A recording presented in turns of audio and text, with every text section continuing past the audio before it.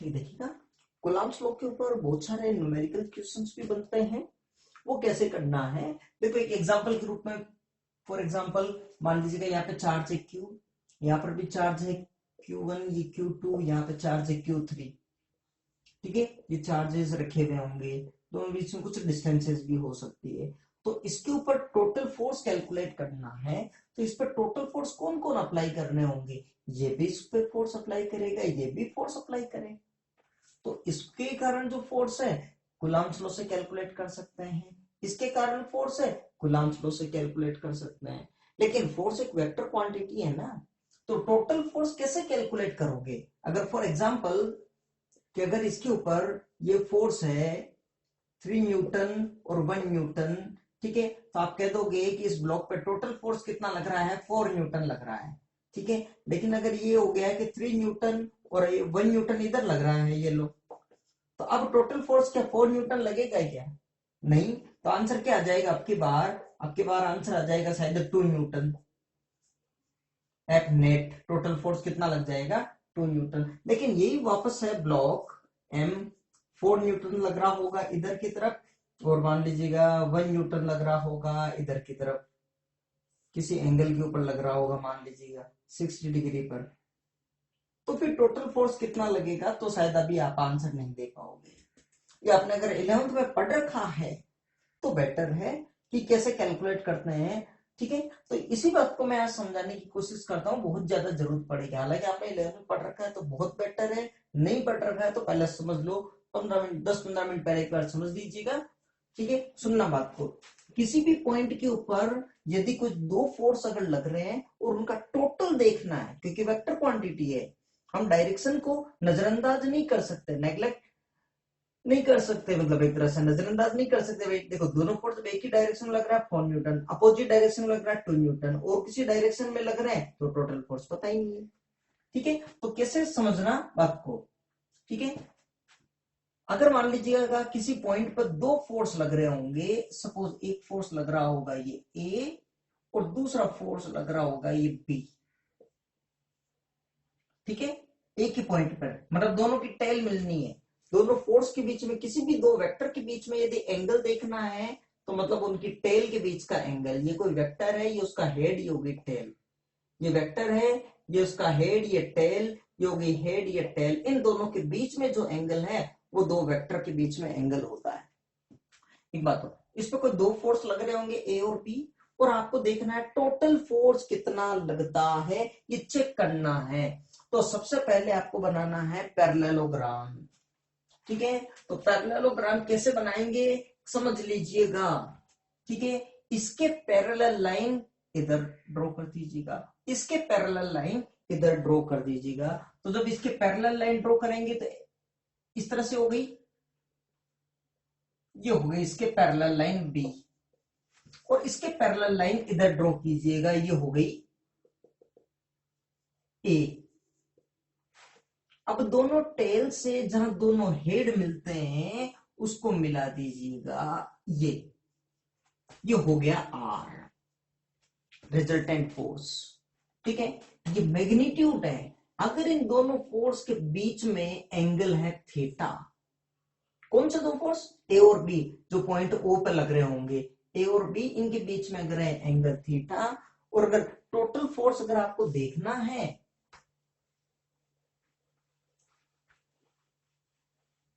ठीक है, तो आर का जो मैग्नीट्यूड होता है ये होता है √a² plus b² plus 2ab cos theta.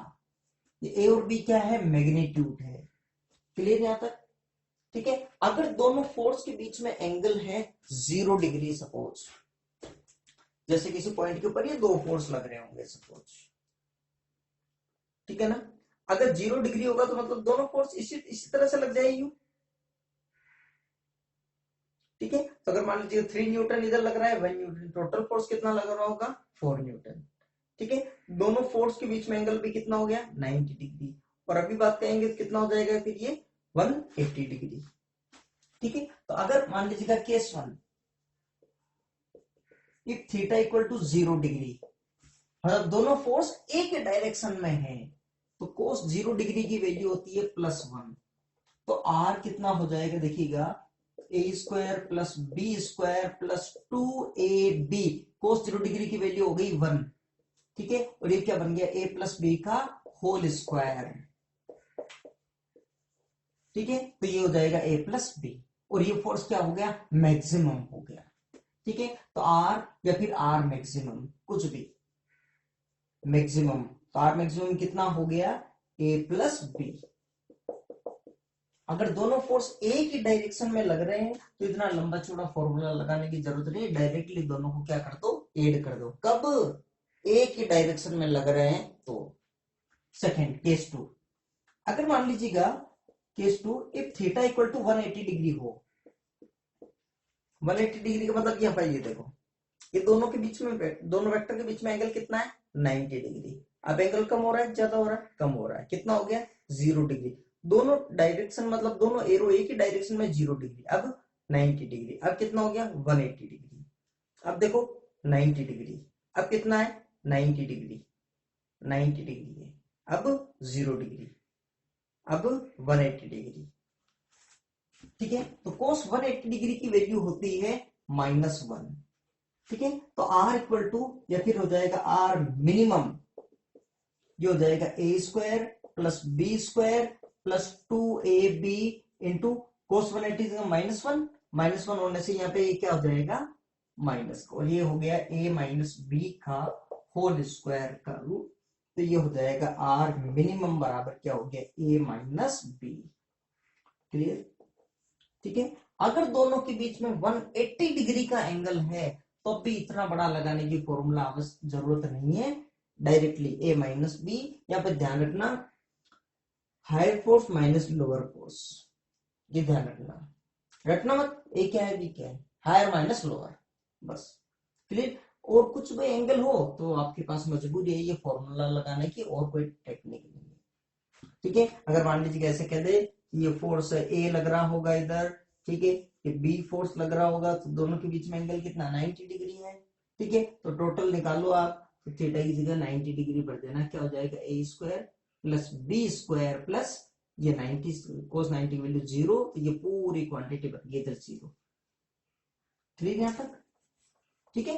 एक बात और सुनना, इसमें अगर ये पूछा जाए कि जो ये फोर्स लग रहा है, रिजल्टेंट तो आ गया इसका, रिजल्टेंट मतलब टोटल फोर्स तो उसका मैग्नीट्यूड आ गया, ये रिजल्टेंट फोर्स इस ए फोर्स से कितने डिग्री का एंगल क्रिएट कर रहा होगा।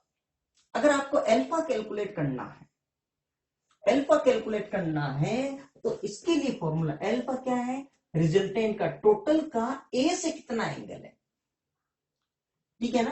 तो अगर ये कैलकुलेट करना है अल्फा, तो इसके लिए फॉर्मूला कि tan अल्फा बराबर होता है, ये भी आपने 11th में पढ़ रखा होगा, b sin theta upon a plus b cos theta. देखो इसको रटना मत, देखो इसे याद रखना आप। देखो tan बराबर क्या होता है, साइन अपॉन कोस, इसलिए साइन ऊपर नीचे कोस। दूसरी बात, जिससे एंगल क्रिएट कर रहे हैं, ए से एंगल बना रहे हैं ना, तो साइन थीटा, थीटा मतलब दोनों के बीच का एंगल है, तो साइन थीटा या कोस थीटा दूसरे वाले के लिए आ रहा है, बी के लिए, b sine theta upon a plus b cos theta. Clear यहां तक। अब देखो जैसे मैं प्रैक्टिस कराता हूं आपको, इससे अल्फा निकल जाएगा, अल्फा बराबर क्या आ जाएगा फिर, tan इनवर्स दिया जाएगा B sine theta upon a plus b cos theta दिया जाएगा। फॉर एग्जाम्पल देखो, अगर आपको एग्जाम्पल देखना है कि जैसे फॉर एग्जाम्पल कि इस पॉइंट के ऊपर दो फोर्स लग रहे होंगे, सपोज ये फोर्स लग रहा होगा मान लीजिएगा 4 न्यूटन, और सपोज ये फोर्स लग रहा होगा आपके लिए 2 न्यूटन, ठीक है ना। और दोनों के बीच में एंगल है आपके 60 डिग्री मान लो, ठीक है ना। आपको पूछा है कि रिजल्टेंट फोर्स कितना लगेगा, और रिजल्टेंट फोर्स 4 न्यूटन से कितने डिग्री एंगल पर लगेगा, ठीक है। तो आपको सबसे पहले तो पैरेललोग्राम बनाना है, हैबिट डालनी है। तो इसके पैरेलल लाइन इधर, इसके पैरेलल लाइन इधर, तो इसके पैरेलल लाइन ड्रॉ कर दी इधर यूं, इसके पैरेलल लाइन ड्रॉ कर दी इधर की तरफ, ठीक है। दोनों टेल से दोनों हेड मिला दो, ठीक है, ये तो बन गया आर। अब आर कितना हो गया, रूट ऑफ 4 का स्क्वायर, किसी को भी ये मान लो, किसी को भी मान लो, मतलब पहले का स्क्वायर प्लस सेकंड का स्क्वायर प्लस 2 का square plus 2 first into second 4 into 2 कोस 60। कोस 60 डिग्री की वैल्यू कितनी हो गई, कोस 60 डिग्री, और कोस 60 डिग्री की वैल्यू 1/2, ठीक है ना, तो 1/2, तो 2 से 2 कैंसिल आउट हो गया, ये कितना हो गया 16 प्लस 4 प्लस ये कितना हो गया 8, ठीक है, तो ये हो गया आपके √28, ठीक है, ये आप गिव कर दो बोले 4 इंटू 7, तो मतलब 2√7 न्यूटन इतना फोर्स लगेगा। क्लियर, ठीक है। दूसरी बात, अब ये पता लगाना है कि 4 न्यूटन से कितने डिग्री का एंगल बना रहा है, ये एंगल पता लगाना है, ठीक है। रटना मत के डायग्राम में सर अल्फा ये, यहाँ पे डायग्राम कौन सा हो गया, कुछ भी जरूर, देखो इस तरह से tan अल्फा, फॉर्मूला क्या लगाएंगे, tan अल्फा बराबर b sin theta upon a plus b cos theta. ध्यान रखो जिसके साथ एंगल निकाल रहे हैं ना, तो साइन थीटा मतलब साइन 60 या cos 60 दूसरे वाले के साथ आना है, ठीक है। तो tan में क्या होगा, साइन अपॉन cos, तो 2 से करेंगे, तो 2 sine 60 degree upon 4 plus 2 cos 60 degree, तो ये वैल्यू क्या हो गई देखिएगा 2, और ये हो गई √3/2 अपॉन 4 प्लस 2, और cos 60 डिग्री की वैल्यू हो गई 1/2, तो 2 से 2 कैंसिल आउट हो गया, कितना बच गया 1, ये हो गया इधर से 2 से 2, तो ये वैल्यू कितनी होगी √3/4 प्लस 1 5, tan अल्फा की वैल्यू आ गई, ठीक है ना। अब सपोज अगर tan अल्फा की वैल्यू, तो अल्फा बराबर क्या हो जाएगा इसमें, tan इनवर्स √3/5, ठीक है। फॉर एग्जाम्पल अगर मान लीजिए tan 45 डिग्री है, उसकी वैल्यू कितनी होती है 1, अब उल्टा सोचो, tan थीटा की वैल्यू 1 है, तो थीटा कितना होगा 45 डिग्री, ठीक है। तो इसको इस तरह से भी लिख सकते हैं tan इनवर्स 1, स्टैंडर्ड टेबल में से जो वैल्यू है तब तो वो एंगल लिख दो, नहीं पता इस तरह से लिख दो tan इनवर्स 1 tan इनवर्स 2 जो भी आ रहा हो, ठीक है ना, तो ये आंसर आ जाएगा। क्लियर। हाँ एक बात और, अगर दोनों फोर्स इक्वल है मैग्नीट्यूड में, मतलब 4 न्यूटन 4 न्यूटन हो जाता, या 2 न्यूटन 2 न्यूटन हो जाता, ठीक है ना, ऐसे केस में अल्फा की वैल्यू हो जाती है θ/2, कब, इफ a = b, क्या अगर दोनों का मैग्नीट्यूड इक्वल हो जाए, मतलब 4 न्यूटन 4 न्यूटन, तो जो रिजल्टेंट है ठीक दोनों के सेंटर से पास होगा, मतलब मिड से पास हो जाएगा, दोनों के ठीक बीच में आ जाएगा, ठीक है। फॉर एग्जांपल कि आप कर भी सकते हैं इसको, बिल्कुल इजीली प्रूव भी कर सकते हैं, इसकी जगह भी ए रख दीजिएगा और हाफ एंगल वाला फॉर्मूला लगा दीजिएगा, आंसर आ जाएगा आपके पास, ठीक है ना। फॉर एग्जांपल कि अगर आपके पास हो गया जैसे 4 न्यूटन, ये 4 न्यूटन, इन दोनों के बीच में सपोज 120 डिग्री का एंगल, ठीक है, रिजल्टेंट फोर्स निकालना है, ठीक है। तो पैरेललोग्राम बना ले, इसके पैरेलल लाइन इधर, इसके पैरेलल लाइन इधर, दोनों टेल से दोनों हेड मिला दीजिएगा, यह जाएगा एफ डैश या एफ नेट।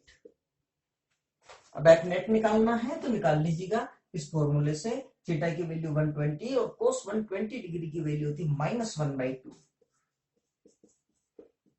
-1/2, ठीक है। तो एफ नेट निकाल लेना भले, ये क्या जाएगा √4 का स्क्वायर प्लस 4 का स्क्वायर प्लस 2 4 इंटू 4, और कोस 120 डिग्री की वैल्यू -1/2, तो ये हो गया 2, ये हो गया 16 प्लस 16 और माइनस का 16, तो ये कैंसिल आउट हो गया, रूट का 16 मतलब 4 न्यूटन ही आ गया, ठीक है। लेकिन 4 न्यूटन से जो एंगल देखना है, ये वाला एंगल या फिर ये वाला एंगल, दोनों इक्वल ही है, ठीक है। तो कितना आ जाएगा, डायरेक्टली इसका हाफ हो जाएगा, मतलब 60 डिग्री 60 डिग्री, कब, क्योंकि ये दोनों इक्वल है, ठीक है। और आप उससे भी निकालना चाहो तब भी आंसर आ जाएगा। क्लियर यहां तक। इतना फटाफट पहले तो अच्छा ध्यान रखना। और ये वाली जो टेक्निक है ना, ये ऐसा नहीं है कि केवल फोर्स के लिए, फिजिक्स में जहां जहां पर वेक्टर क्वांटिटी आएगी और उनका अगर टोटल करना है, यही हमारे पास टेक्निक है। स्केलर क्वांटिटी में डायरेक्टली ऐड करना है साइन के साथ, प्लस है तो plus, minus minus, directly add करना है। लेकिन जहां जहां वेक्टर क्वांटिटी आएगी फिजिक्स में, हमारे पास एक यही टेक्निक है। ठीक है, तो सीधा जोड़ना नहीं है, सीधा ऐड नहीं करना है, ये टेक्निक है पूरा। कब ऐड करना है? जब दोनों फोर्स, दोनों वेक्टर क्वांटिटी एक ही डायरेक्शन में हो। हर वेक्टर क्वांटिटी के लिए एप्लीकेबल है। क्लियर यहां तक? आप कुछ क्वेश्चंस करते हैं, देखो